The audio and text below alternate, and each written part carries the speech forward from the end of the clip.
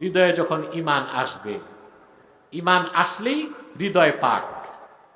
আর কুফর শিরক থাকলে হৃদয় না পাক। হৃদয় পাক, ব্যক্তি পাক। হৃদয় না পাক, ব্যক্তি না পাক। হৃদয় পবিত্র, ব্যক্তি পবিত্র। হৃদয় অপবিত্র, ব্যক্তি অপবিত্র।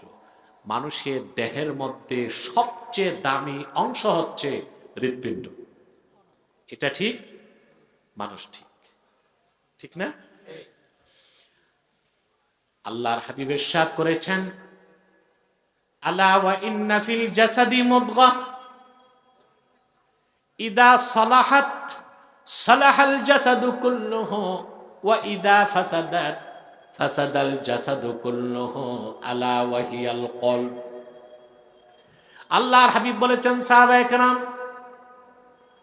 সাবধান জেনে রেখো, মানুষের দেহের মধ্যে একটি গোশতের টুকরা আছে, ওটা যখন ভালো হয়ে যায় পুরা মানুষটা ভালো হয়ে যায়।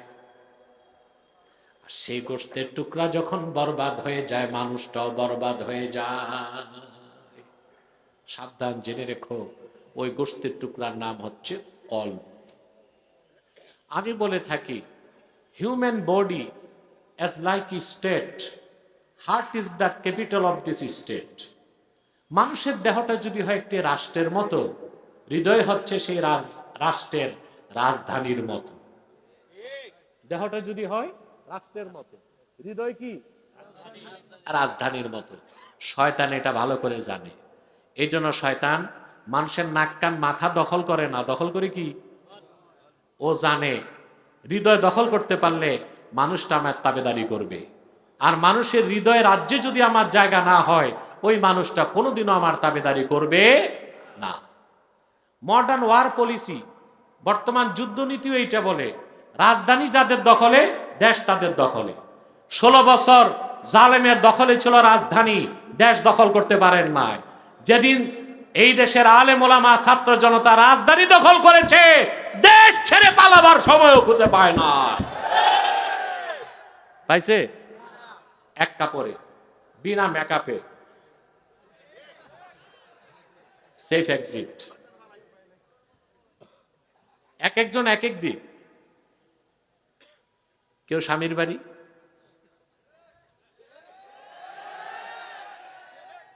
কেউ শ্বশুর বাড়ি, কেউ দাদার বাড়ি, আর কেউ আটলান্টিক পাড়ি দিয়া বাপের বাড়ি। 16টা বছর দালালি করলো হিন্দুস্তানের। হিন্দুস্তান ওদের জায়গা দেয় নাই, জায়গা দিছে বাণিজ্যের মাধ্যমে। এক এক নেতা থেকে ওরা নিছে 1 কোটি থেকে 10 কোটি টাকা পর্যন্ত। তো 16টা বছর দালালি করে কি ফল পাইছো? ভারতের পৌত্তলিক হিন্দুরা কোনোদিন বাংলাদেশের মুসলমানের বন্ধু হতে পারে না। পারে? আজ বাংলাদেশের মানুষকে অশান্তির আগুনে মারার চেষ্টা করছে হিন্দুস্তান।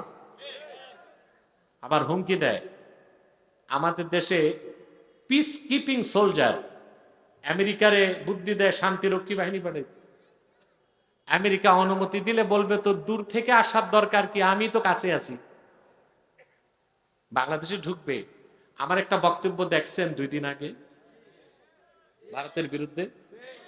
আমারই এক বক্তব্যে ওদের কলকাতায় ভূমিকম্প শুরু হয়েছে। সব চ্যানেল আমার বিরুদ্ধে অপপ্রচার করতেছে। হিন্দুস্তানের উগ্রবাদী হিন্দুত্ববাদীরা মনে রেখো, বাংলাদেশকে সিকিমের মতো দুর্বল মনে করো না। ওখানে তো ছিল দেশদ্রোহী লেমদুব দর্জি, ও ছিল হিন্দু, দেশ বিক্রি করছে তোমাদের কাছে। বাংলাদেশে আছে 14 কোটি মুসলমান। আমার বাংলাদেশের সবুজ লাল পতাকার দিকে কুদৃষ্টি দিলে চক্ষু কেড়ে নেওয়া হবে। আমার স্বাধীনতায় হস্তক্ষেপ করার চেষ্টা করলে 14 কোটি মুসলমান 28 কোটি হাতে লাঠি তুলে নিবে।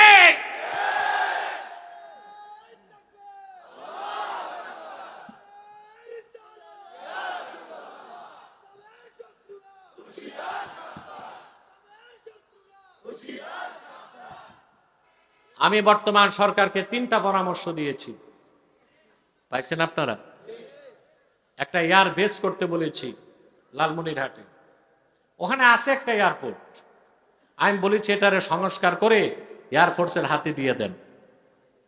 ওরা আমাদের দিকে দৃষ্টি দিবে, আমরা চিকেন নেক কেটে 7 সিস্টার আলাদা করে দিব।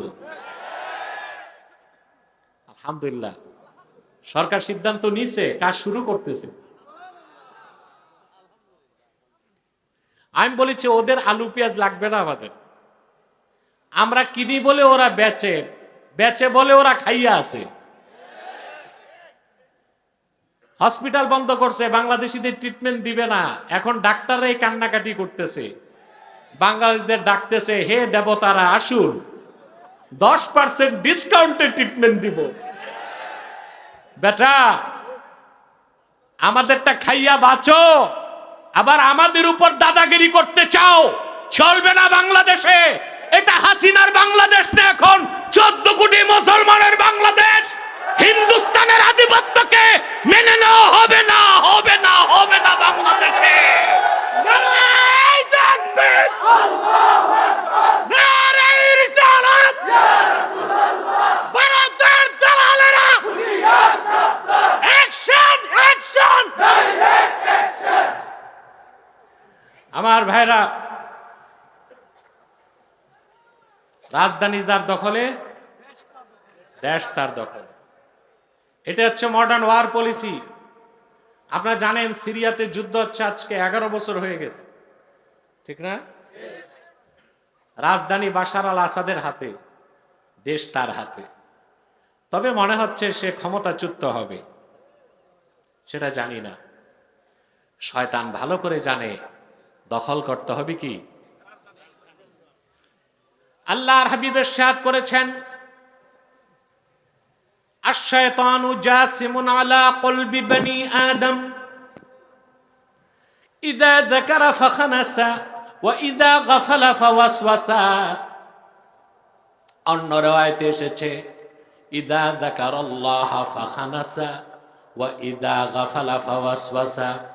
শয়তান মানুষের অন্তরে আসন গেড়ে বসে যায়, ওয়াসওয়াসা দেয়। বান্দা যখন আল্লাহর জিকির করে, স্মরণ করে, শয়তান পালিয়ে যায়। আর যখন বান্দা আল্লাহর জিকির থেকে দূরে সরে যায়, শয়তান ওয়াসওয়াসা দিতে থাকে। আপনার দেহে সবচেয়ে মূল্যবান অংশ হচ্ছে হৃৎপিণ্ড। হৃদয় পাক, মানুষ পাক। হৃদয় না পাক, মানুষ না পাক। আল্লাহ 3টা কাজ দিতেন সফলতার জন্য। তার প্রথম হচ্ছে হৃদয় পবিত্র করতে হবে ঈমান দিয়ে। আর যখন অন্তরে ঈমান আসে, শিরক কুফর চলে যায়।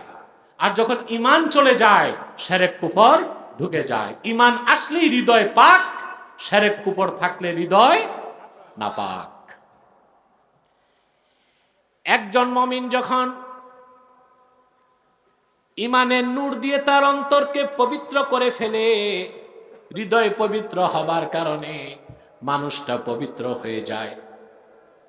আর যখন কারো অন্তরে শিরক এবং কুফর থাকে, তার হৃদয়টা অপবিত্র হয়ে যায়, মানুষটাও অপবিত্র হয়ে যায়। মুমিন পবিত্র। কাফের মুশরিক যত স্মার্ট হোক, যত দামি কাপড় চোপড় পরুক, হৃদয় কি? এর জন্য ইন্নামাল মুশরিকুনা নাজাস, কাফের মুশরিকরা হচ্ছে হুকমান নাপাক। হুকমান নাপাক। আমি বলি হুকমান, হাকিকাতান, মাজাজান, সর্বাবস্থায় তারা কি? নাপাক। ভালো করে বুঝেন, মুমিন কখনো অপবিত্র হয় না। মুমিন কখনো যতক্ষণ তার ঈমান থাকবে, মুমিন অপবিত্র হতে পারে না। আমাদের একটা ভুল ধারণা আছে বাংলাদেশিদের, বলবো। আমরা মনে করি আমরা যখন স্ত্রীদের কাছে যাই, ফিজিক্যাল রিলেশন হলে আমরা নাপাক হয়ে যাই, এটা মনে করি না? আমাদের দেশে আলেমরাও এরকম ওয়াজি করে, যখন আপনি স্ত্রী সহবাস করবেন নাপাক হয়ে যাবেন, ফরজ গোসল করবেন। আরে ভাই, মুমিন মুসলমান কখনই নাপাক হয় না। সুবহানাল্লাহ বলবেন। যতক্ষণ ঈমান আছে মুমিন পবিত্র, ঈমান নাই অপবিত্র। মানুষ যখন স্ত্রীর সান্নিধ্যে যায়, তখন সে নাপাক হয় না, জুনুব হয়। জুনুব কি হয়? জুনুব মানে আল্লাযী ওয়াজাবা আলাইহি গুসলুল জানাবা, যার উপর গোসল ফরজ হয়েছে। আল্লাহর হাবিব ইরশাদ করেছেন, সহিহ বুখারীর হাদিস, সুবহানাল্লাহ ইন্নাল মুমিনা লা ইয়ানজুস হাইয়ান ওয়ালা মাইয়াতা। সুবহানাল্লাহ, মুমিন কখনো নাপাক হয় না, মুমিন জীবিত থাকলেও পবিত্র, মৃত্যুর পরও পবিত্র। বলেন সুবহানাল্লাহ। আর অবিশ্বাসী কাফের মুশরিক অপবিত্র, জীবিত থাকলেও অপবিত্র, মৃত্যুর পরেও অপবিত্র। তাহলে আমরা এই ভুলটা করব না। স্ত্রীর কাছে গেলে কি বলবেন? নাপাক হইছেন? কথা বলেন, কি বলবেন? জুনুব। জুনুব মানে গোসল ফরজ হয়েছে। আল্লাহ তো আমাদের বিয়ে শাদী এই জন্য দেন নাই যে আমরা প্রতিদিন নাপাক হব। কথা বলেন। আরেকটা মাসালা শিখাই, শীতকাল তো কষ্ট যেন না হয়, বলবো?